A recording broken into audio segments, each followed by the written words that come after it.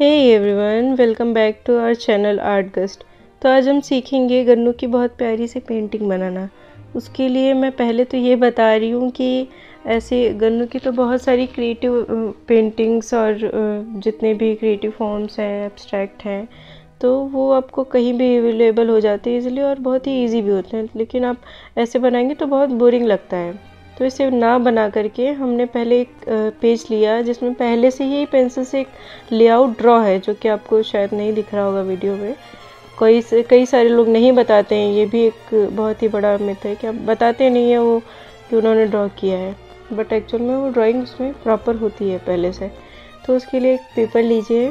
Then आपने क्या करना है, सिंपली आपके घर में जो हल्दी है और सिंदूर है उसको एक अलग अलग बाउल में निकाल करके उसमें थोड़ा सा वाटर मिक्स करके और पेज में डाल के उसको इधर उधर उसको हिलाना है बस।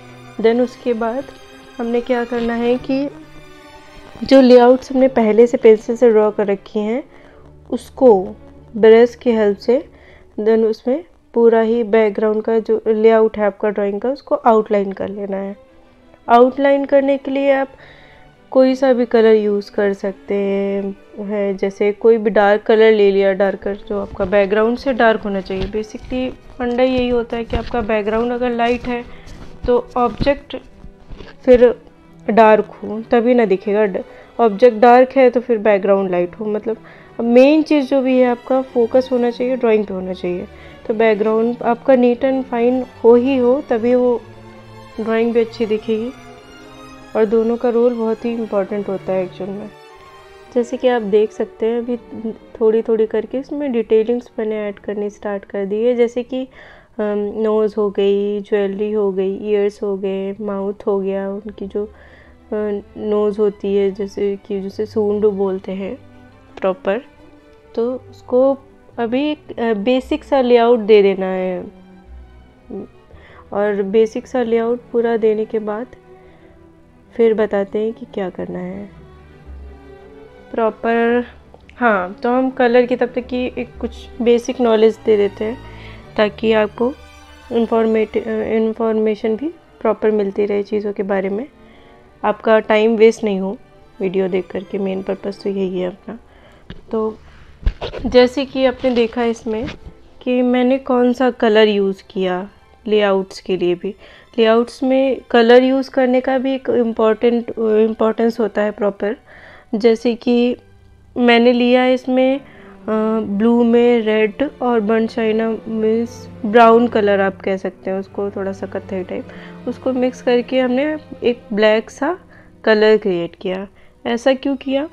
क्योंकि एक रूल होता है पेंटिंग का कि जब भी हम कलर करते हैं या फिर जैसे आईज हो गया, हेयर्स हो गए, कोई भी ब्लैक चीज़ है तो उसमें कभी भी डायरेक्ट ब्लैक कलर नहीं डाला जाता। डायरेक्ट ब्लैक कलर डालने से क्या होता है ना कि आपका जितना मेस होता है, फिर अगर एक बार भी मेस क्रिएट हो गया तो आप उसको हैंडल नहीं कर सकते हैं। अगर आप कलर उसी जगह पे मिक्स करके डालेंगे तो उसके बाद आप उसको संभाल सकते हैं किसी भी स्टेज पे मेस होने से। तो आप कभी भी कलर बनाइए तो प्रॉपर बनाइए, और डायरेक्ट उनको डालने से अच्छा है कि आप उनको मिक्स करके तो कुछ प्यारा सा नया कलर क्रिएट करें, उसको डालें। इससे ना आपकी पेंटिंग में आप जो भी बना रहे हो तो उसमें मैच्योरिटी बढ़ती है। तो अभी देखिए जैसे कि हमारी जो आउटलाइन है वो ड्रॉ हो चुकी है ऑलमोस्ट, और थोड़ी थोड़ी डिटेलिंग्स ऐड होने लग रही हैं, जैसे कि बैकग्राउंड हो गया, उनके हैंड्स हो गए गन्नू के, और ड्रेस हो गई, उनके जितने भी शस्त्र होते हैं, शस्त्र हो रहे हैं। तो देखते रहिए तब तक।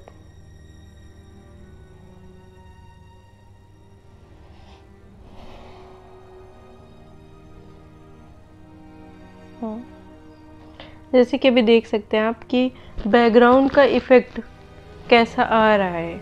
ये नॉर्मली स्टार्टिंग में देखने में शायद बहुत ही अजीब सा लगा हो सकता है कि क्या ही कर रही है ये, क्या कैसे चल रहा है, बट ये एक्चुअल में इसका आउटकम कितना प्यारा आ रहा है।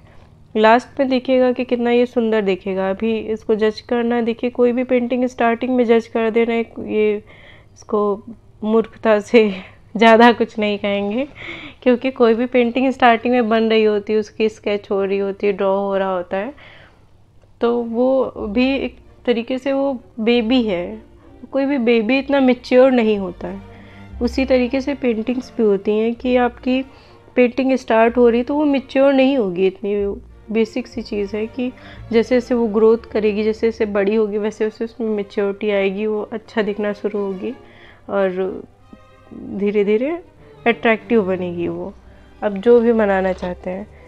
और अगर मेस भी क्रिएट हो गया, बाई चांस कुछ ख़राब हो गया उसमें, तो भी उसमें कभी भी कोई भी पेंटिंग आज तक ख़राब हो ही नहीं सकती। आपने देखा होगा जितनी भी बहुत ही महान पेंटिंग्स हैं, जिन्हें बोल सकते हैं कि आपकी बहुत ही ग्रेटेस्ट पेंटिंग्स जो भी हैं, वो मेस ही है, प्रॉपर मेस है। वो कोई ऐसी नहीं है कि बहुत ही ज़्यादा ख़तरनाक, एकदम रियल ही है।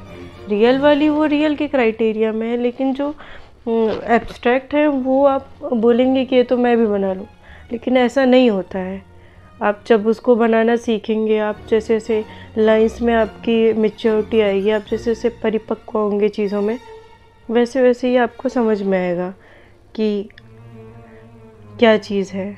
आप देखिए, जैसे कि मैंने भी ये लेआउट जो ड्रॉ है, तो ड्राइंग मैंने गूगल से निकाली गन्नू की, लेकिन इसको कैसे किसी पेंटिंग को हम अपना बनाते हैं, ये होता है एक आर्टिस्ट का, या फिर कोई भी इंसान ड्रॉ कर रहा है तो उसमें ये चीज़ ज़रूर होनी चाहिए कि आप कॉपी कर रहे हैं तो आप कॉपी करने में भी आपको नकल, जैसे कि बोलते हैं हमारे टीचर्स की लैंग्वेज में कि नकल के लिए भी अकल चाहिए होती है, राइट ना। तो वही चीज़ है कि आप कैसे किसी चीज़ को अपना बना रहे हैं, वो मैटर करता है। आप कहाँ से देख रहे हैं कभी भी मैटर नहीं करता, और ज़्यादा सोचने से तो कभी कुछ भी नहीं होता है। तो आप सोचिए कम, आपको कुछ भी बनाना है, कुछ भी करना है, तो आप स्टार्ट करिए उस काम को, लेआउट्स निकालिए, फिर बनाना शुरू करिए, और बनाते बनाते ऑब्वियस सी चीज़ है, पेंटिंग का ऐसा प्रोसीजर ही होता है कि वो बनना स्टार्ट हो जाता है खुद ही से। तो अभी हमारे बहुत ही प्यारे से माउस ब्रो बन गए हैं और उनका भी लेआउट हो गया। अब धीरे धीरे गन्नू जी का जो पेंटिंग की डिटेलिंग्स है वो अटैच होनी स्टार्ट हो गई हैं।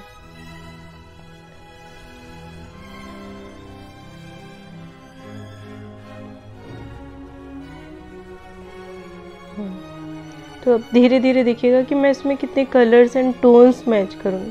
कोई भी कलर है, चाहे आप मोनोक्रोम ही क्यों नहीं कर रहे हैं, तो उसके जो एक तो मेथड्स होते हैं, आप डार्क टू लाइट जा रहे हैं या लाइट टू डार्क जा रहे हैं, एक तो वो चीज़ मैटर करती है ना। तो जब भी आप प्रोसीजर कुछ भी बना रहे हैं, अगर मोनोक्रोमेटिक है, मतलब मोनोक्रोमेटिक होता क्या है बेसिकली कि आपने एक ही कलर से किया, वो मोनोक्रोम हो गया। तो अ पार्ट ऑफ ये जो हमारी पेंटिंग है वो मोनोक्रोमेटिक नहीं है, क्योंकि इसमें कई सारे कलर्स हैं, 4 से 5 कलर इसमें यूज़ हैं बेसिकली। तो आप कैसे उसको कंपोज कर रहे हैं, आप कलर्स कौन सी यूज़ कर रहे हैं, आपकी पेंटिंग के लिए कौन सी नीडेड है, आपको ये सब समझना चाहिए। आपको जैसे जैसे ये चीज़ें, और ये सब चीज़ें प्रैक्टिस से ही आती हैं, विदाउट प्रैक्टिस आपको नहीं आएगा समझ। तो आप प्रैक्टिस करिए। देखिए, जैसे कि अभी ब्लू के बाद मैंने क्या किया, मैंने पहले डार्क ब्लू उठाया, देन उससे आउटलाइन किया उसको मिक्स करके, फिर उसी को वाटर की हेल्प से मैंने लाइट किया, लाइट करके मैंने शेडिंग्स क्रिएट करी ताकि दिखे कि कहाँ पे शेड है, कहाँ पे लाइट है, कहाँ पे डार्क है, ये सब दिखना स्टार्ट हो। उसके बाद एक दूसरा एक ग्लोइंग इफ़ेक्ट लाने के लिए, ताकि अट्रैक्टिव दिखे हमारी पेंटिंग, उसके लिए हमने इसमें रेड कलर ऐड करना स्टार्ट किया, क्योंकि ब्लू रेड और ये येलो का जो कॉम्बिनेशन होता है वो बहुत ही प्यारा जाता है। ये सब बहुत ही प्यारे कलर्स होते हैं जो कि आपस में मैच खाते हैं।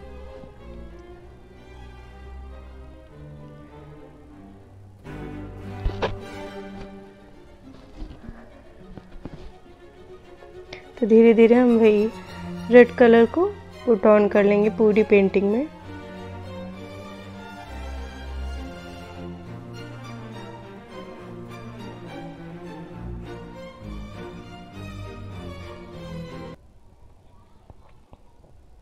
देखिए, मैं इसी की बात ही कर रही थी बेसिकली।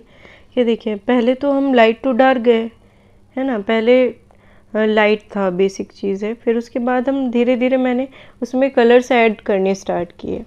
फिर कलर्स ऐड करने के लिए फंडा मेन यही होता है किसी भी आर्ट को थोड़ा सा अट्रैक्टिव दिखाने का, अच्छा दिखाने का, कि पहले तो आप लाइट टू डार्क जाइए, फिर डार्क टू लाइट आइए थोड़ा। तो लाइट आने के लिए आप देखिए, आप कहीं भी जा रहे हैं तो आपका खुद का एक बेसिक टेक्सचर होता है, बेसिक बॉडी होती है, उसको वो प्रॉपर दिख रहा होता है ना। तो आप अगर कहीं पे खड़े हैं और आपको लेफ़्ट साइड से लाइट आ रही है, तो आपको डार्क जो राइट साइड है, अगर आप डायरेक्ट सन के या फिर डायरेक्ट लाइट के कांटेक्ट में नहीं है, तो एक साइड पे हल्का सा डार्कनेस रहेगा, एक साइड पे हल्का सा लाइटनेस रहेगी। तो वो चीज़ मेन होती है। दूसरा होता है कि आपके फ्रंट से आपका शेडो कहाँ से पड़ रहा है, लाइट कहाँ से पड़ रहा है, ये भी बहुत ही इम्पॉर्टेंट थिंग होती है पेंटिंग में किसी भी बनाने के लिए।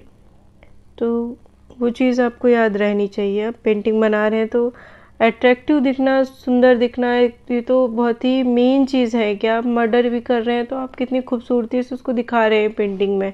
कि अगर मर्डर है, उसमें वो पेनफुल है, या फिर उसमें जो भी फीलिंग्स हैं वो आप अगर एक्सप्रेस नहीं कर पा रहे हैं उसको बहुत ही खूबसूरती से, तो फिर उस पेंटिंग का कोई ज़्यादा मीनिंग नहीं निकलता। आप जो भी बना रहे हैं, जिस भी फीलिंग से बना रहे हैं, तो वो दिखनी चाहिए, इंसान देखने वाला फील करना चाहिए। मेन चीज़ यही होती है, पेंटिंग का कॉन्सेप्ट यही है।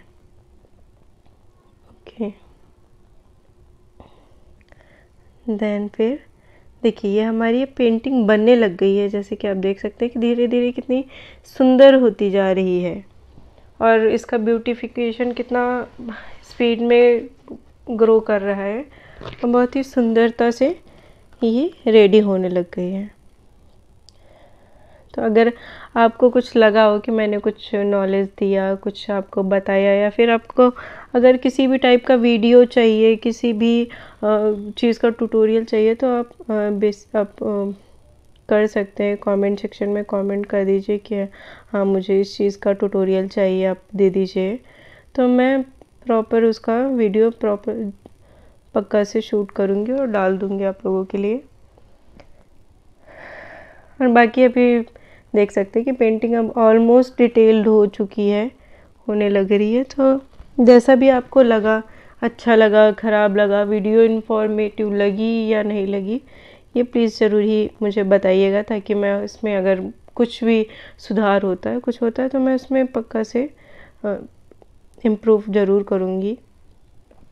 और कोई सजेशन हो आपका मेरे लिए तो वो भी मुझे बताइएगा, आप सभी लोग। देखिए, तो अभी फाइनल आउटकम आ चुका है गन्नू का। अगर आपको वीडियो अच्छी लगी हो तो लाइक शेयर सब्सक्राइब करें।